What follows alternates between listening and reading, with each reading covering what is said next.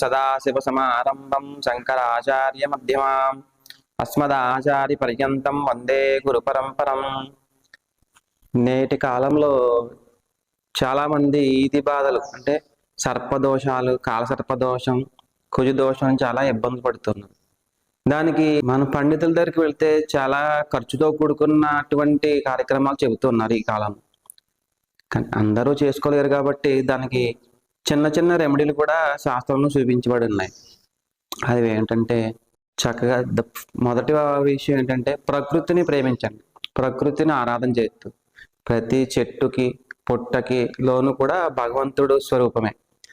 దానికి సంబంధించి చిన్న చిన్న కార్యక్రమాలు, ఒక మినుములు దానం ఇవ్వడం అని, ఒక కుక్కకి మినుములతో రొట్టె చేసి పెట్టడం అనేది, ఒక పుట్ట వల్మీకం అంటారు, ఆ పుట్టకి పాలు పోయడం, ఆదివారం పూట వెళ్ళి అక్కడ దీపారాధన చేయడం మొదలైనటువంటి చిన్న చిన్న కార్యక్రమాలు చేయడం వల్ల కూడా ఈ సర్పదోషం అనేది తొలగించుకునే అవకాశం ఎంతో ఉందని శాస్త్రంలో చెప్తుంది. అలాగే ప్రతి శుక్రవారం రోజు ఉదయం 10:30 to 12 రాహుకాలం ఉంటుంది. ఆ కాలంలో అమ్మవారి గుడికి వెళ్ళి అక్కడ నిమ్మకాయ డొప్పల్లో దీపారాధన చేయడం అనేది, దీన్ని రాహుదీపం అంటారు.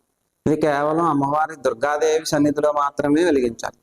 దీనివల్ల కూడా ఎంతో భయంకరంగా ఈతి బాధ అనుభవిస్తున్నటువంటి కాలసర్ప దోషం అనేది సగం వరకు నివారణ జరుగుతుంది.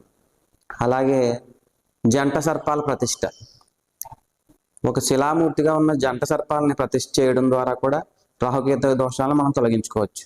అదేవిధంగా దుర్గాదేవి ఆరాధన, నిత్యం దుర్గాదేవి నామస్మరణ చేస్తూ దుర్గాదేవి కుంకుమ లాలాటంలో ధారణ చేయడం వల్ల కూడా కాలసర్ప దోషం అనేది తొలుగుతుంది.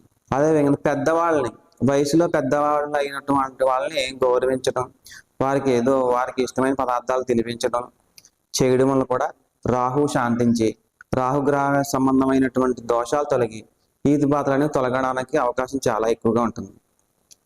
అదేవిధంగా సర్పాలకి సంబంధించిన మానసాదేవి స్తోత్రాలు చేయడం వల్ల కూడా ఈ భూప్రపంచంలో ఉన్న సర్పాలకి కూడా అధిదేవత అయిన మానసాదేవి, ఆమెను ఆరాధించడం వల్ల కూడా కాలసర్పదోషం అయినని, కర్కోటక సర్పదోషం అయినని, భయంకరమైనటువంటి సర్పదోషాలు కూడా తొలగించుకునే అవకాశం ఉంటుంది. ఇవి సామాన్యులకు సైతం అందుబాటులో ఉండే రెమెడీలు. ఇవి ఈ శాస్త్రంలోనే సూచించబడినవి. ప్రతి ఒక్కరూ కష్టపడి కుక్కే సుబ్రహ్మణ్య స్వామి దర్శించుకోవడం, శ్రీకాళహస్తి వెళ్ళి దర్శనం చేసుకుని అక్కడ కాలసర్పదోష నివారణ పూజ చేయించుకోవడం, భారీగా హోమాలు చేయించుకోవడం ప్రతి ఒక్కరికి సాధ్యపడమే విషయం. కాబట్టి ఇలాంటి చిన్న చిన్న పరిష్కారాలు చేసుకోవడం వల్ల కూడా రాహుకేతు దోషం అనేది తొలగుతుంది. ధర్మబద్ధంగా ఉండాలి. ధర్మబద్ధంగా ఉండడం వల్ల కూడా రాహువు శని దోషాలు కూడా తొలగించుకునే అవకాశం ఉంటుంది. రాహువుకు సంబంధించిన దోషాలు కానీ, శనికి సంబంధించిన దోషాలు కానీ తొలగాలంటే ధర్మంగా ఉండాలి, నీతిగా ఉండాలి, శుచి శుభ్రత పాటించాలి. ఇవి రాహువుకి ఎంతో ప్రీతికరమైనవి. అలా ఉన్నప్పుడు రాహువు మీ దగ్గర ఉండడు. అప్పుడు మీకు ఆయన ఇచ్చే బాధలు అనేవి కూడా దూరం అవుతాయి. రాహుగ్రహం అనేది ఒక రాక్షస గ్రహం. రాహువు కేతువు ఇద్దరు కూడా ఛాయాగ్రహాలు. వీళ్ళని తృప్తిగా ఉంచాలని మనం ఎంత ప్రయత్నం చేసినా రాక్షస గ్రహాల గుణం ఏమిటి? ఏదో ఒక ఇబ్బంది పెడుతూనే ఉంటాయి. అది రాకుండా ఉండాలంటే మనం ధర్మంగా ఉండాలి.